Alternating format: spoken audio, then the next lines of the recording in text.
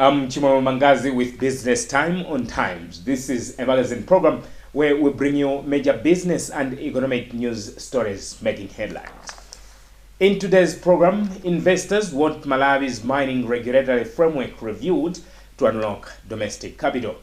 Also in the program, Malawi is still among poorest nations in the world, according to latest World Bank rankings. We have these and other stories. Stay tuned.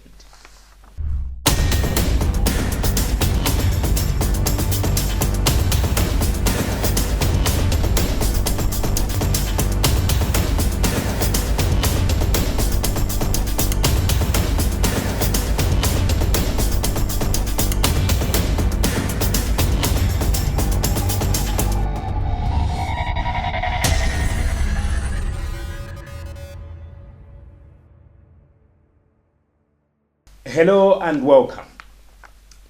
Local investors have called for a review of Malawi's mining regulatory framework to unlock more domestic capital for the sector.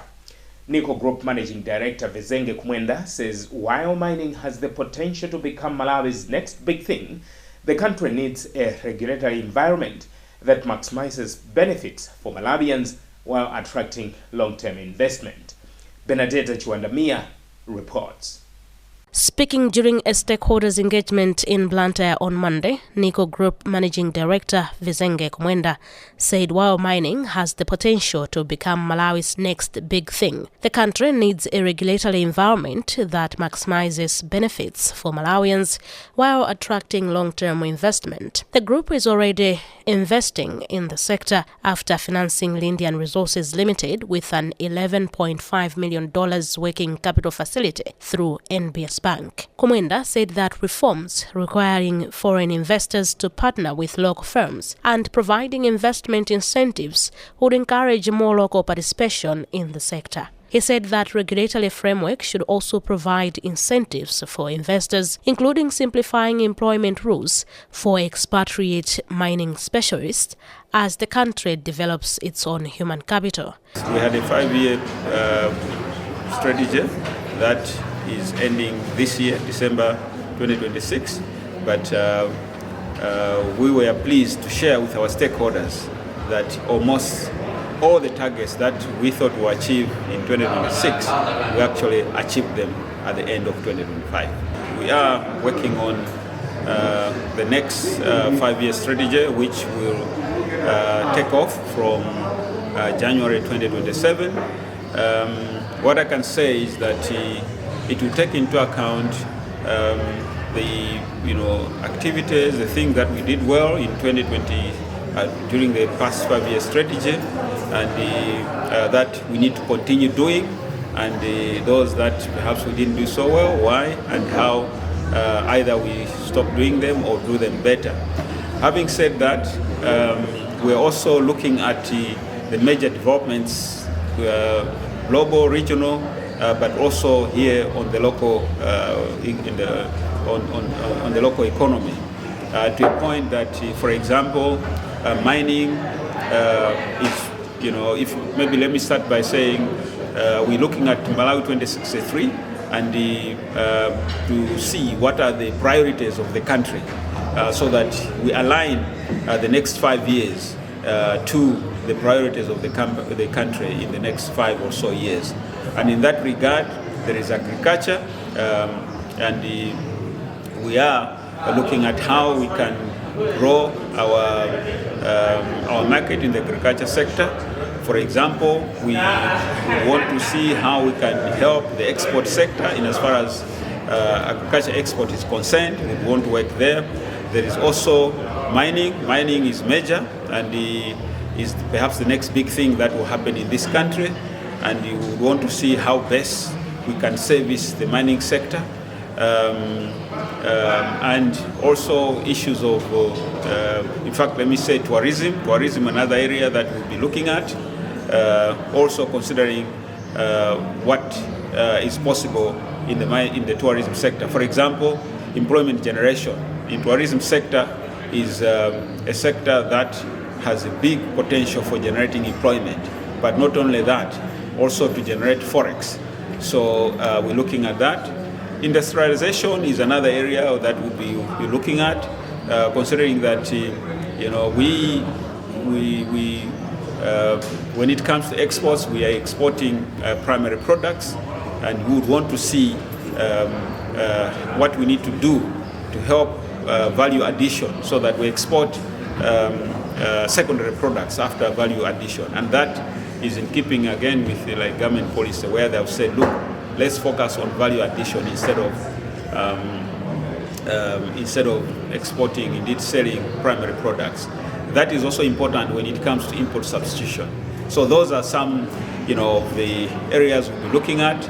Most important is that we want to be relevant. We want to be at the center of providing solutions that our clients are looking for, both at the individual level as well as at the corporate level. Commenting on the cause, mining policy expert Paul Mvula said partnerships between foreign and local investors will help more Malawians have ownerships of mining resources and therefore maximize their benefits. I think it's a right call at the right time, particularly at this time when not only in Malawi but also Africa at large is battling issues of illicit financial flows, but also a resource case where we have resources but they're not benefiting local Malawians, but also there are various countries. When we look across the border, we will see countries like Namibia, for example, Burkina Faso, Mali, they are going in that direction where the state but also indigenous citizens are having more stake in the activities related to mining within their country. Zimbabwe,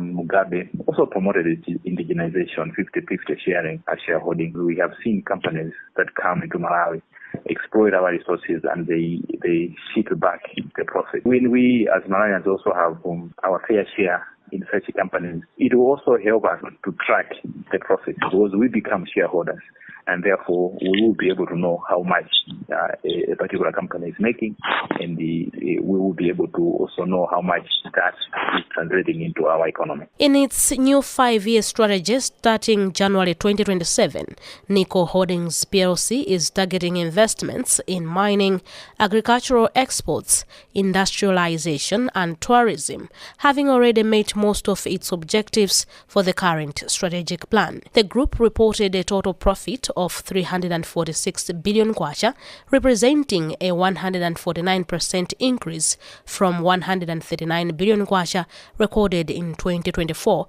and its revenue grew to 918.5 billion kwacha in its financial results for the year ended December 31, 2025.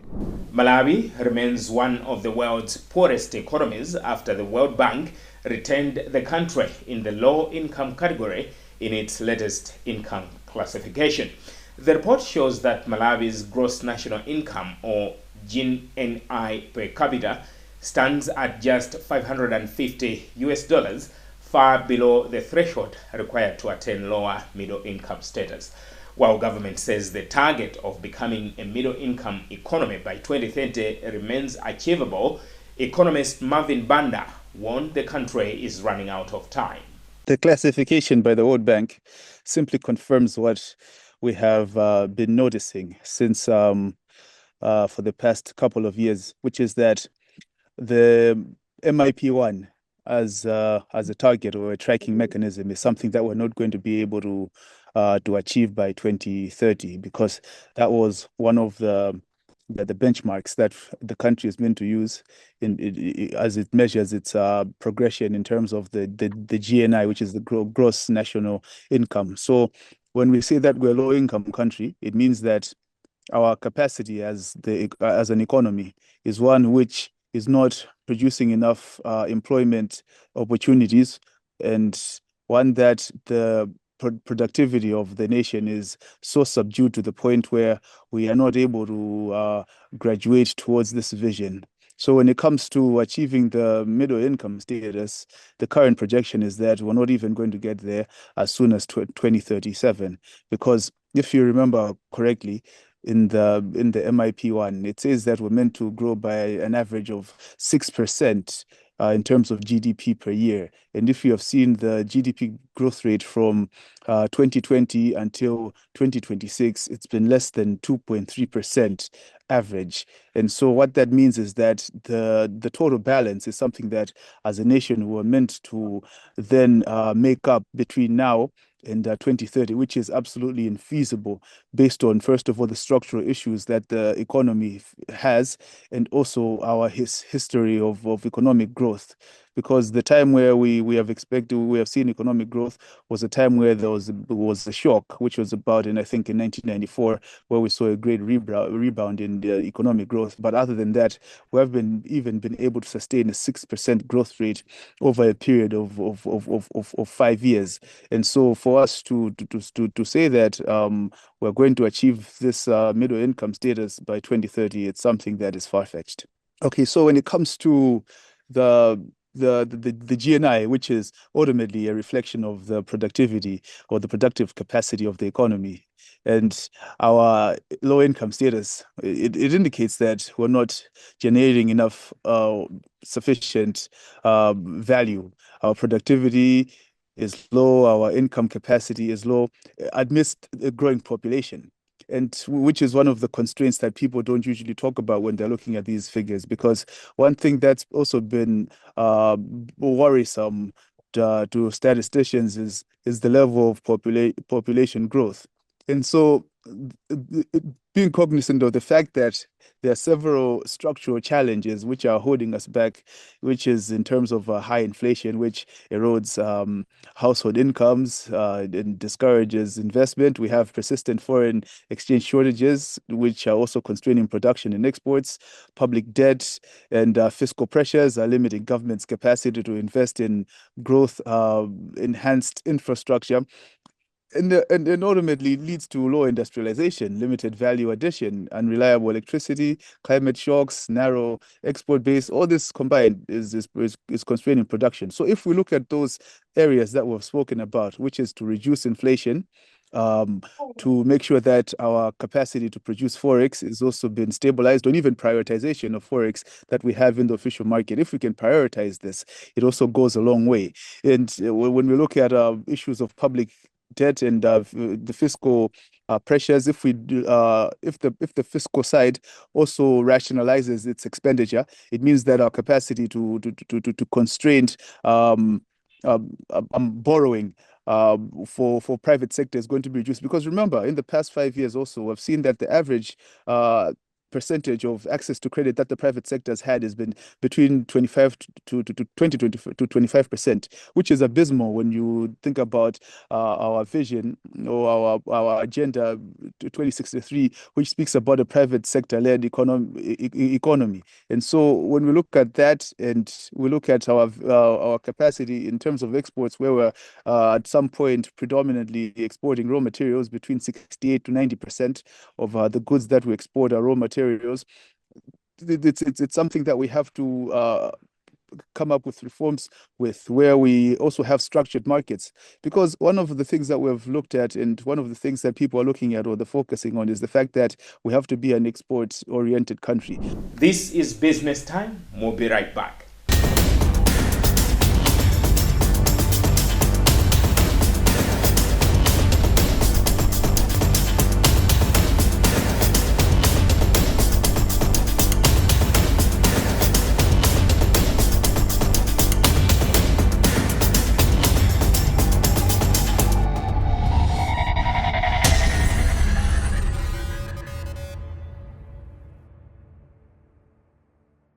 Welcome back. Property investment firm Icon Properties PLC says it is investing in high-rise commercial and residential development as it seeks to expand and diversify its property portfolio. Chief Executive Officer Washington Chimuzu says Icon, whose investment property portfolio was valued at 142 billion kwacha in 2025, is undertaking several strategic projects, including a modern Grade A office complex in Lilongwe and retail expansion development in Blantyre. Benedetta Chiwandamia has the details. Chimuzu said the company, whose investment property portfolio was valued at 142 billion kwacha in 2025, is embarking on several strategic projects, including a modern Grade A office complex in Lilongwe and retail expansion developments in Blantyre. He also said the Protea Hotel by Marriott Lilongwe Rios, in which Icon holds a 20% stake, is now about 90% complete and is expected to open later this year. The company posted a profit after tax of 32.6 billion kwacha in 2025, up from 24.4 billion kwacha the previous year. Rental income also increased to 8.4 billion kwacha from 7.1 billion kwacha, while occupancy across its property portfolio remained high at 97%. There's a lot of positive developments that have happened over the past year, a lot of exciting developments that have happened and that we are working on, and we wanted to bring this to the attention of all stakeholders and also to listen to our stakeholders and shareholders and to get their input as we are formulating our strategy going forward. So this was a way of also celebrating our stakeholders, our suppliers, contractors, partners and so on, just to highlight the positive work and contributions that they're making to the company. In terms of profitability, so last year Icon made a profit of 32.6 billion Malawi kwacha, and this was an increase from the previous year and an increase from the previous 3, 4, 5 years. It's been consistently going up. Dividends have been consistently going out. Both interim and final dividends paid out to shareholders have been consistently going up over the past few years. Obviously we want to do more, and we're exploring ways we can do more so that the shareholders can benefit from that. As for the hotel project in Lilongwe, the Oasis project, so Icon Properties has a 20% stake in Oasis Hospitality. The hotel project is currently at 90% completion, and we, all things equal, are looking at opening this year, before the end of this year, all things equal. The Forex situation has obviously affected or been the major issue affecting the progress, but we are working together with other partners, including the Nico Group, all other investors, Blantyre Hotels inclusive, to make sure that work does not stop. And I'm proud to say that at 90% it's shaping up really well, and we're excited about the transformation that is happening at the hotel. It's an exciting call, and we're very, very happy that Blantyre City Council, through the mayor and the CEO, were able to join us this morning to hear our thoughts, but also to share the vision for the city. We are aligned, fully aligned. A number of our properties are already high-rise properties by definition here locally. The projects we have lined up, we have been working together with the City Council, and we'll continue working together with the city councils across the country to make sure that we meet the standards, even exceed the standards that have been set. We're excited and looking forward to working closely with the City Council to achieve all of that. Speaking at the same event, Blantyre City Mayor Isaac Jomo Osman urged property developers to invest in high-rise buildings as part of efforts to modernize the commercial capital.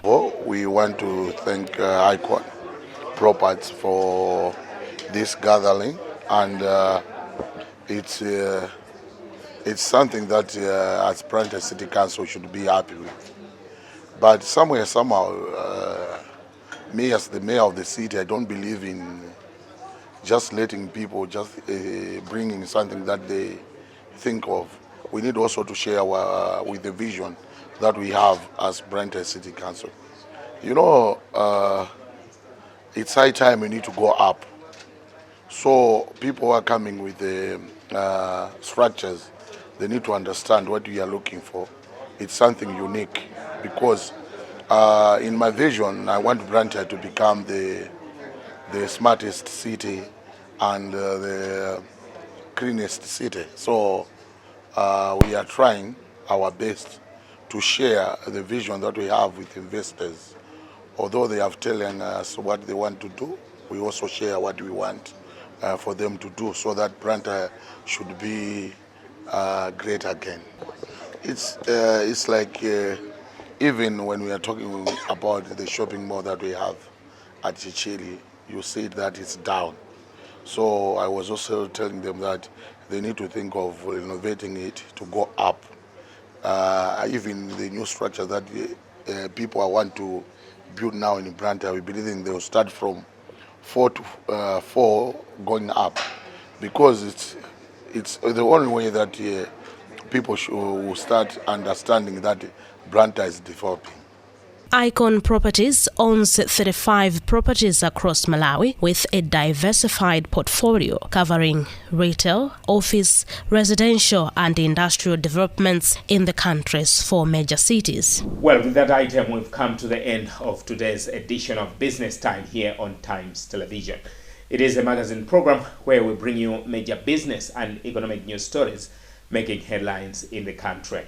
On behalf of the entire production team, I am Chimwemo Mangazi. But always remember, if it doesn't make money, it doesn't make sense. Bye for now.